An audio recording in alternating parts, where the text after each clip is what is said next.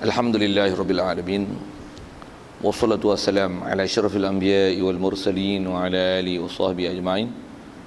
Subhanaka la ilma lana illa ma 'allamtana innaka antal alimul hakim. La haula wala quwwata illa billahil aliyyil azim. Rabbi shrah li sadri wa yassir li amri wahlul 'uqdatam min lisani yafqahu qawli. Allahumma iftah 'alaina bi futuhil 'arifin bik. Allahumma ja'alna minal ladzina yastami'una al-qawla fayattabi'una ahsana. Allahumma 'allimna mimma jahilna wa anfa'na bima 'allamtana wa zidna 'ilman nafi'an ya rabbal alamin. Qala Syekh Musannif rahimahullah ta'ala wa nafa'na bihi wa ma'ulumihi fi darain. Kita di muka surat 13 rasanya Jawi. Kata Musannif yang keempatnya mukhalafatuhu lil hawadith sifat salbiyah. Hadirin sekalian, pertama sekali syukur terima kasih kita ke Allah Ta'ala. Syukur kita nikmat hidup masih diberi. Syukur kita dapat Islam. Lebih-lebih lagi Allah Ta'ala jadikan hati sanubari kita boleh mengiya dan membenarkan semua ajaran Nabi kita Muhammad sallallahu alaihi wasallam, yang dengan itu pula dijadikan kita boleh taat patuh pada perintahnya, meninggalkan larangannya dan menjunjung segala titah perintahnya. Syukur banyak-banyak dijadikan kita Islam, yang dengan hal boleh taat patuh itulah dan mengakui semua ajaran Nabi SAW, itulah dikatakan iman dan boleh dapat takwa. Syukur banyak-banyak Allah Ta'ala jadikan kita hidup dalam keadaan Islam, iman, takwa, juga syukur sihat, lapang masa. Begitu juga masih dikekalkan hidayat taufik dapat kita hadir untuk menantikan solat Jumaat tengah hari ini, dan insya-Allah masa yang terluang ni menantikan Jumaat itu kita teruskan bacaan kitab daripada kitab Fatih Faridah, insya-Allah. Kata musannif yang keempatnya mukhalafatuhu ta'ala lil hawadis sifat salbiyah. Hadirin sekalian, apa yang kita nak sambung ni kalau nisbah tertib urutan mengikut umumnya kitab ahli sunnah wal jamaah, kitab tauhid ni, kitab sebab 20 ni, bila sebut 4 dia ialah mukhalafah lil hawadis, wujud qidam baqa, mukhalafah lil hawadis. Baik, insya-Allah kita nak belajar prinsip ni, nak supaya kita kenal ke Allah Ta'ala. Dan kenal ni, kalau masyhur saya duk ngaji ada sekalian, ramai tok guru duk menyebut, dia kata dalam masalah bab akidah ni antara bab yang besar yang kita kena belajar elok-elok dan faham supaya kita tak terkeliru siapa Tuhan sebenarnya dengan pasti dan tentu dan boleh kenal, adalah bab mukhalafah lil hawadis. Kalau yang lain tu dia kena faham, cuma dia tak ada permasalahan tentang apa yang kita bicara ni insya-Allah dalam bab mukhalafah lil hawadis, kerana dalam bab lain tentang wujud, qidam, baqa, qiyam nafsi, wadaniyah, qudrat, iradat, dia adalah sifat yang memang diiktiraf oleh akal kita kepada Allah Ta'ala. Berbanding dengan hak ni pun memang kita diiktiraf oleh akal kita, cuma bab ni kalau tak kaji elok-elok, bagi orang yang memang istilahnya tercari-cari ataupun duk mencari Tuhan, takut-takut dia ada gambaran, ada bayangan yang dia serupakan, dia bayangkan, dia khayalkan, tergambar dalam benak fikiran dia, dan dia menganggap itu adalah Allah Ta'ala. Itu masalah. Satu, sepanjang saya duk ngaji, tuan guru duk sebut, dia kata bab mengaji bab mukhalafah lil hawadis ni ialah bab besar dalam bab akidah, kerana bab ni lah yang mengeluarkan kita daripada berapa banyak pahaman-pahaman yang salah dalam bab akidah, khususnya dalam bab merupakan Allah Ta'ala dengan rupa sesuatu.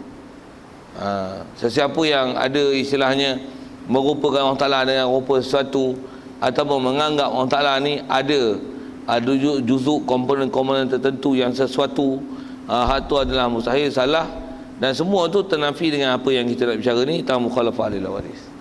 Jadi atas kita terjemah sifat tu, keempatnya ialah mukhalafah lil hawadis. Terjemah mudahnya menyalahi bagi hawadis. Terjemah mudah juga, kita dah jumpa dulu. Hawadis artinya baharu, menyalahi baharu. Apa maksud menyalahi baharu? Tak sama. Cuma apa huraian tak sama tu, hak tu kena elok. Pasal kadang-kadang bahasanya tak sama, tapi satu sudut di situ menyamakan dengan Allah Ta'ala dengan benda baru. Tak, saya buat misal, contoh tak sama, tapi di situ ada ciri persamaan. Saya kita bawa ke bab akidah. Macam mana pun nak pergi faham mukhalafah lil hadis, mestilah prinsip besar kita nak faham sini. Allah Ta'ala menyalahi baharu. Baik. Apa nak bagi contoh di sini ialah buat misal gini. Saya ada muka, saya ialah saya, tuan-tuan ialah tuan-tuan. Muka saya sama dengan muka tuan-tuan? Sama? Umumnya kita kalau orang tanya itu macam mana? Kita akan jawab tak sama lah. Mana sama muka saya muka tuan-tuan? Tak sama sudut mana? Tak sama dari sisi sudut potongan, tembam, mata sepit, hidung kembang, bibir tebal, janggut tak janggut. Tu memang beza lah. Beza lah. Jadi memang saya tak sama dengan tuan-tuan, tapi sebenarnya sama. Jawab tu. Apa yang sama? Ada mulut, ada hidung, ada mata, ada muka. Tu walaupun tak sama dari segi apa dia, tapi sama dari sudut dia terdiri daripada apa. Sama situ. Bila sebut muka, memang muka saya tak sama dengan tuan-tuan, tapi sama dari sudut. Ada mata, ada hidung, ada mulut, ada pipi, ada telinga, ada dahi, ada pelipis dan sebagainya. Di situ sama. Baik. Jadi insya-Allah kita bicara bab ketuhanan nanti, khususnya ke Allah Taala. Yang tu yang kita nak bicara elok-elok tu, nak faham elok-elok tentang prinsip mukhalafah lil hadis yang kata Allah Taala menyalahi baharu ni. Paling besar dan paling khusus atas sebut ulama adalah menafikan perkara yang tak layak pada Allah Taala dari sudut ada penyerupaan dengan makhluk. Penyerupaan tentang mana? Hak tu yang kita nak belajar elok-elok. Menyerupa tu, menafikan serupa tu, bukan saja serupa dari segi rupa lagu mana, bahkan ternafi sama sekali serupa Allah Ta'ala daripada kita. Dengan ternafi tu, senafi-nafinya. Macam tu kot nak berbahasa. Macam mana ternafi senafi-nafinya ni? Maksudnya, kalau katalah kita ada anggota, mustahil Allah Ta'ala ada anggota. Dia sama macam tu. Dia bukan kata macam ni. Kita ada anggota, Allah Ta'ala ada anggota. Allah Ta'ala adalah anggota yang layak dengan dia. Pasal anggota dia tak serupa dengan kita. Tak. Tak. Nanti kita tengok nanti insya-Allah sekali lalu je layar gitu nak tunjukkan kata ada orang yang berpahaman salah bab akidah. Dia kata khususnya dalam bab mukhalafah lil hadis ni, dia kata apa? Allah Ta'ala ni, kalau kata bincang ke Allah Ta'ala tu, Allah Ta'ala ni tak serupa dengan kita dari segi rupa kita lain, rupa Allah Ta'ala lain, tapi Allah Ta'ala ada rupa. Tu Mu'tazilah, dan itu adalah Wahabi. Fahaman itu. Mengikut kita ulama ahli sunnah wal jamaah tak istilah pada Allah Ta'ala gitu. Subhanallah. Pasal apa? Pasal prinsip dia mestilah menyalahi baharu. Jadi nisbah sifat kita kata Allah Ta'ala, dia hidup, dia kuasa, dia kehendak, dia mengetahui, tetapi tidak akan ada apa-apa ciri-ciri yang di situ menunjukkan makna baharu dari sudut apa dia akan sebut sebenarnya nanti insya-Allah ada jumpa istilahnya jirim, jisim, jauhar, arad, pihak dan sebagainya. Hak tu penjamaan sudut tu adalah mustahil. Pasal apa? Pasal itu adalah ciri dan sifat makhluk. Allah dia pencipta, takkan dia bersifat makhluk. Itu yang sekali lalu apa yang sepatutnya kena i'tiqad dalam bab mukhalafah lil hadis, menyalahi baharu. Baik. Jadi atas senarai 4 mukhalafah lil hadis, menyalahi baharu, dan dia adalah sifat salbiah. Sifat salbiah saya dah ada bagi huraian itu sekali lalu dengan mudah. Sifat yang salbiah adalah sifat yang menafi sifat yang tak layak atau perkara yang tak layak daripada Allah Ta'ala. Menafikan perkara yang tak layak pada Allah Ta'ala. Okey, itu makna salbiah. Macam mana dah bicara lepas lah, daripada sifat kidam dan sifat baqa' dulu. Baik. Kita terus tengok rasanya kepada apa dia nak syarahkan. Apa maksud mukhalafah lil hadis? Artinya tidak menyerupai Allah Ta'ala dengan segala baharu. Terjemah mukhalafah lil hadis, tak menyalahi Allah Ta'ala dengan segala yang baharu. Okay. Sekali lalu kalau tuan-tuan perhati apa saya sebut tadi, perhati tentang makna baharu yang tak dinafikan daripada Allah Ta'ala, yang kata tak menyerupai baharu. Jadi kalau sebut sekali lalu lagi, apa yang maksud menyalahi baharu tu? Maksudnya apa-apa nama makhluk, sifat makhluk, ciri makhluk, khususnya menampakkan ciri sifat kepada makhluk tu yang istilahnya nama baharu.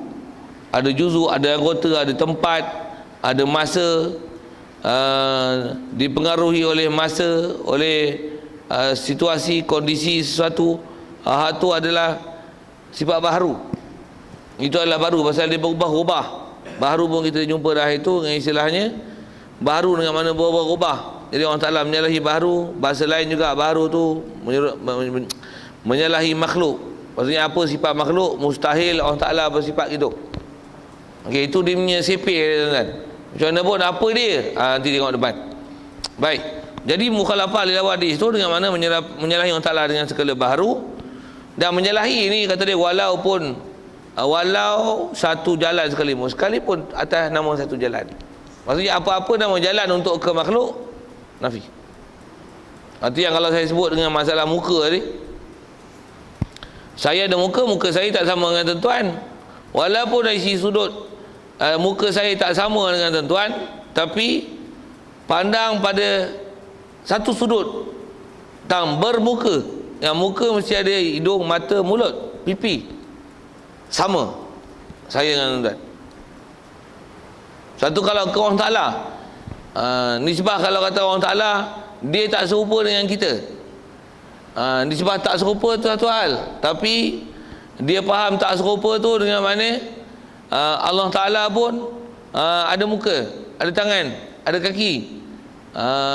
Dari segi pahaman macam tu, maksudnya itu adalah pahaman salah, menyalahi daripada akidah Ahlussunnah wal Jamaah, kerana memahamkan ada serupa dengan makhluk. Serupa tak mana, walaupun tak serupa dari segi apa maksud, tapi ada serupa dari sudut berjuzuk, beranggota, bercantum dengan satu, ataupun istilah yang jumpa depan nanti, berjirim, jisim, jauhar. Subhanallah. Itu yang ni kata prinsip mesti Allah Ta'ala menyalahi baharu ni walau satu jalan sekalipun, walaupun satu jalan. Maksudnya ada apa-apa saja ternisbah pada Allah Ta'ala atas nama baharu, adalah mustahil perkara itu. Jadi kalau kita faham sekali lalu disebut ni apa dia, kaedah nak kenal Allah Ta'ala ni bukan kita kenal apa dia Allah Ta'ala. Tidak. Ulama kita tak ajar kita kenal Allah Ta'ala dengan siapa Allah Ta'ala, apa dia Allah Ta'ala, macam mana dia. Subhanallah. Tak pernah diajar oleh ulama. Pasal apa? Pasal kita tak dibenarkan membicara diri Allah, zat Allah. Jadi yang dibenarkan pada kita adalah bicara sifat Allah. Jadi sifat kita dibenar bicara, zat tak dibenar bicara. Jadi bila kata sifat dibenar bicara, yang tu kena lihat sifat. Apakah sifat yang tak dapat tidak mesti dinisbah pada Allah Ta'ala, yang kalau pada makhluk, kalau ada pun bahasa tu makna yang pada Allah Ta'ala adalah berbeza dengan mana yang ada pada makhluk, pasti berbeza. Hak tu yang prinsip besar yang kita nak faham dalam bab ni, yang kata Allah Ta'ala menyalahi baharu. Saya sebut tu kalau ikut sipir, tuan-tuan.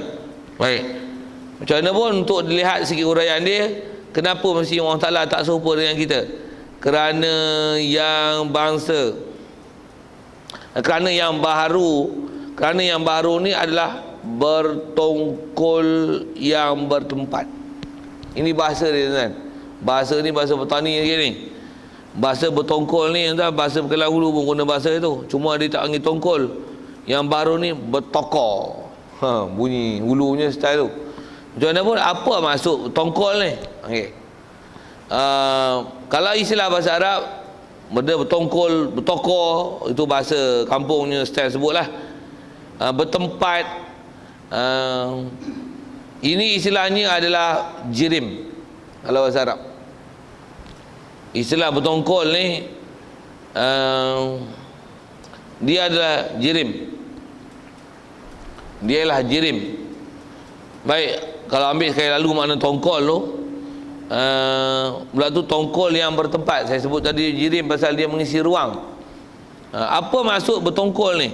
Jadi antara makna yang salah pada orang Taala ialah mengiktikadkan dia bertongkol. Maksud tongkol ni tokor bahasa kita, bahasa Kelang Ulunya Ustaz. Apa nak tokor ni? Maksudnya ada ketul dia, ada rupa dia, ada diri dia, ada zat dia. Yang zat dia macam mana? Duk tokor. Subhanallah. Salah. Pasal apa? Pasal istilah dia guna tokor, tungkul, tukul apa seumpama bahasa macam tu, adalah makhluk yang Allah yang buat. Takkan dia, keadaan dia, kewujudan dia adalah dengan istilah bertokor ataupun berjirim, berjisim, mengisi ruang dan menepati ruang. Subhanallah. Mustahil makna itu. Jadi menyalahi baharu tu antaranya mustahil kewujudan dia dengan boleh nampak lahiriah, zahir, dan kewujudan dia mengisi ruang. Subhanallah. Okey. Itu prinsip yang disebut kalau ikut apa kaedah mukhalafah tu. Dan zat Allah Taala tidak bertongkol, tidak bertempat. Jadi kalau tak faham itu, tengok ada bagi huraian Allah Taala, zat Allah, diri Allah, tak bertongkol. Tak bertongkol, maksudnya tidak ada istilah segini rasanya disebut, tak istilahkan batang tubuh dia. Subhanallah. Allah Ta'ala tak dibahasakan batang tubuh. Itu istilah tokor. Kalau bahasa dahulu, nampak tokor. Saja saya nak gunakan sebutan dengan slang-slang macam itulah. Baik. Jadi dan zat Allah Ta'ala tidak bertongkol. Satu maksudnya tidaklah istilahnya berjirim, jisim, dan tak bertempat, dan bukanlah kewujudan dia dengan mengisi ruang. Subhanallah. Okey.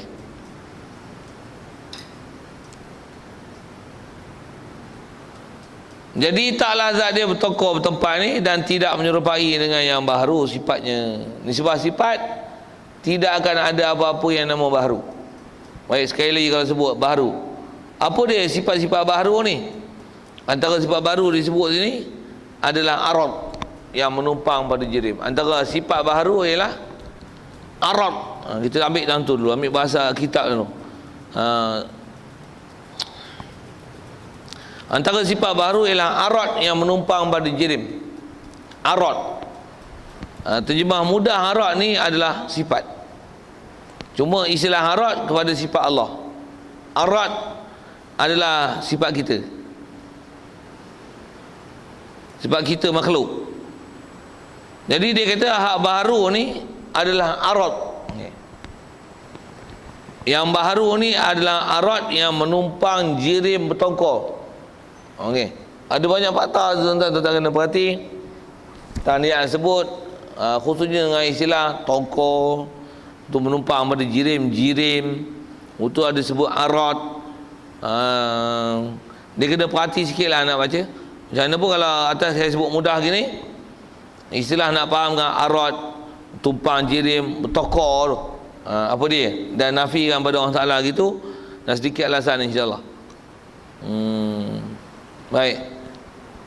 Kalau kita buat misal gini, yang kata mustahil menumpang jirim, arad, juga kita sebut tadi jisim, mustahil pada Allah Ta'ala kadang gitu.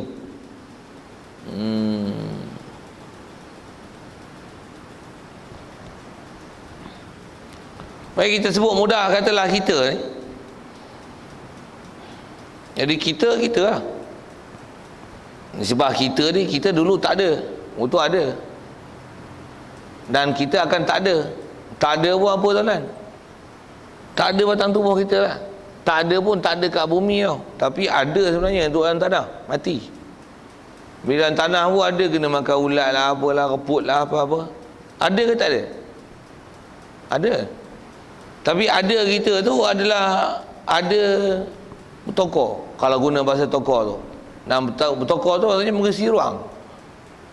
Sama ada kita ada datang ke bumi ni, ataupun bila katalah mati, tanam dalam tanah, tempat isteri tetap ada ruang yang kita isi. Ataupun macam ni, sebut ni, bila kita mati, roh bercerai daripada jasad. Roh tu mestilah atas kata ada, roh memang ada, nampak memang tak nampak. Tapi adakah kewujudan roh di keliling kita ataupun di alam ini yang dia akan mengisi ruang tertentu untuk dia berada di situ? Ya. Ya. Jadi nak sebut apa? Batang tubuh kita adalah istilahnya bertongkar baharu. Bila mati walaupun tak dekat dunia, istilahnya bertongkar, maksudnya berjirim. Kita ada mengisi kewujudan kita adalah mengisi ruang. Begitu jugalah kita sebut ada roh. Walaupun roh tercabut, nampak pun tak pernah, tapi kita faham dia memang ada. Dan ada dia mestilah ada berdasarkan keliling apa yang Allah Ta'ala jadikan tempat duduk roh di mana. Macam mana pun atas sebut umum, roh kita ada mana, dia memang ada tempat untuk dia duduk dan berada di situ. Jadi dia kata apa? Roh walaupun kita tak nampak, dia ada tempat untuk dia berada. Jadi istilah ada tempat untuk dia berada, isi ruang. Dan bila disebut isi ruang, Allah yang buat ruang. Baik, yang kita nak faham tahu mana? Bila Allah buat ruang, tentulah Allah bukan jenis yang mengisi ruang. Yang tu kita nak ambil faham situ. Jadi satulah tidak akan ada apa-apa istilah menyerupai dengan baharu pada sifatnya sifat Allah Ta'ala. Takkan ada. Contoh misal sekali lagi, Allah Ta'ala mendengar, kita mendengar. Sama ke mendengar Allah Ta'ala dengan kita? Mesti atas kata tidak tu tidak lah. Tak sama tu tak mana tak sama. Tak sama segala-galanya. Nisbah sifat kata mendengar tak apa, pasal mendengar adalah sifat. Mendengar adalah sifat, maksudnya memiliki sifat dengar. Di atas kata perbuatan mendengar, mendengar adalah perbuatan. Mendengar adalah perbuatan. Jadi itu adalah sifat mendengar. Baik, itu nisbah ke Allah Ta'ala, ada sifat mendengar dan mendengar. Kita mendengar juga. Cuma apa maksud mendengar kita? Mendengar kita adalah arat yang berada di jirim. Bahasa-bahasa macam ni ikut susah sikit. Macam mana pun kena perhati. Baik, apa saya sebut ni mendengar. Kita mendengar macam mana? Telinga. Saya nak sebut itu mudah untuk mudah faham. Kita mendengar telinga, Allah Ta'ala bukan telinga. Kita dengar perkerusi, Allah Ta'ala bukan mendengar pakai perkerusi. Bila sebut telinga mendengar, apa ilmu kita tentang telinga dari segi macam mana telinga boleh dengar? Kan kita belajar sains, dia ada gegendang, ada tulang menggandakan bunyi suara masuk koklia, lepas tu daripada saraf masuk ke otak untuk diproses apa yang didengar dan memahamkan apa yang didengar tu. Itu adalah mendengar makhluk, mendengar kita, sifat yang menumpang yang ada pada diri kita. Kalau kita masih hidup ni memang ada pada batang tubuh kita. Bila mati nanti dia akan cerai kan. Jadi sifat yang ada pada kita macam tu dipanggil arat, dan arat kita adalah baharu. Jadi antara istilah-istilah yang nak faham tuan-tuan, istilah tu arat, baharu. Jadi bila arat yang keliling kita ni, betul juga apa yang ada keliling kita adalah baharu. Bila dah arat, mestilah dia akan berada di jerim. Arat mesti adalah menumpang di jerim. Baik, kita ambil lagi sekali lagi bahasa kita tuan. Kalau katalah kita mendengar, ada sifat dengar. Mendengar kita ada dekat batang tubuh kita. Nak sebut apa ni? Arat mesti ada di jerim. Jadi nak ambil istilah tuan-tuan, istilah mana? Arat terjemah mudah sifat, jirim batang tubuh kita. Jadi sifat mendengar kita mestilah ada pada batang tubuh kita. Gitu kalau saya nak gunakan batang tubuh atas nama jirim, setiap arat mesti ada pada jirim. Allah, walaupun kita bicara nanti dalam akidah, ada istilah zat Allah, sifat Allah. Memang sifat Allah Ta'ala mesti ada pada Allah Ta'ala, dan mesti ada segala sifat kesempurnaan pada dia. Walaupun bahasa sifat, tapi bukanlah maksud sifat tu menyerupai makhluk dari sudut kata mendengar. Kalau nisbah kita pakai alat, pakai perkakas, sebut gegendang apa tadi. Kalau Allah Ta'ala mendengar, bukan mendengar macam mana kaifiat kita mendengar, dengan alat, dengan ada frekuensi gendang lah apa dan sebagainya. Pada Allah Ta'ala makna dengar macam tu mustahil. Apa itu apa? Bagi faham dengar, dan mestilah dengar yang mukhalafah. Dengar menyalahi apa dia? Bukan dengan gendang, bukan dengan ada tulang-tulang kecil tu, ada koklia, ada frekuensi, subhanallah. Bukan. Macam mana pun orang salah dengar. Tu yang kalau sikit sekali lalu ada ulama kita dia bagi terjemah ini. Apa maksud orang salah dengar? Dengar dengan mana meliputi. Dengar dengan mana nyata, terang, jelas apa yang ada. Itu dengar. Bukan dengar dengan mana macam mana kita dengan sifat arad yang ada pada telinga. Tak? Yang tu tentu susah nak telan sikit bahasa-bahasa tu kan. Jadi macam mana pun asal kita bicara apa nama sifat baharu khusus kita sebut ni arad yang menumpang pada jirim bertokoh, itu adalah perkara yang mustahil pada Allah Ta'ala kerana yang tu dipanggil baru. Baik. Dan sifat Allah Ta'ala bukan arad. Allah Ta'ala sifat dia bukan arad. Baik, sekali lagi kalau sebut arad. Arad ni apa? Sifat yang ada di jisim. Allah Ta'ala sifat yang ada di zat. Itu bahasa Baik, apa maksud sifat yang ada di zat? Maksudnya sifat ni sungguh ada kat Allah Ta'ala. Itu ke Allah Ta'ala mesti maknanya tu. Kalau kat kita sifat ada kat kita, maksudnya sifat tu sebati dengan kita. Kalau Bopi sebut sebati tu, kita ada sifat rajin mengemas. Jadi apa maksud rajin? Rajin adalah sifat yang ada pada diri kita, yang dengan ada sifat itu maka kita digelar dengan sifat tersebut. Hak tu arad. Pula tu bila sebut sifat ni, dia boleh ada, dia boleh hilang. Pula tu dia boleh tambah, boleh kurang. Dia ada istilah begitu pada arad. Yang itulah dipanggil baru. Allah, segala sifat kesempurnaan ni khusus kita sebut ni tentang mendengar itu, dia tak menumpang di jirim, tak ada pakai alat, bahkan mendengar dengan mana nyata, terang, jelas. Jadi mendengar dia bukan dengan pakai alat perkakas, tulang, gendang, seperti telinga, lubang dan sebagainya. Subhanallah. Bahkan mendengar dia, mendengar bukan pakai alat, tu yang mendengar bukan macam baharu. Mendengar dengan mana nyata, terang, jelas, terbuka, jelas pada orang Ta'ala apa saja perkara. Itu makna dengar. Boleh. Jadi asal kita nak faham tu tak mana mukhalafah lil hadis. Jadi jangan dipaham pada orang Ta'ala dia dengar, dia pun dengar pakai telinga, tapi telinga yang layak dengan dia, tapi pakai telinga juga dah dengar mesti lah telinga. Tak. Memahamkan telinga itu maksudnya memahamkan baharu. Orang Ta'ala melihat, dah lihat pakai mata lah. Orang Ta'ala ada mata, tapi mata dia tak serupa mata kita. Salah. Pasal istilah mata pakai alat. Mata adalah anggota. Mula tu bila sebut mata, dia mesti nanti ada istilah jisim, mesti ada bercantum dengan sesuatu. Subhanallah.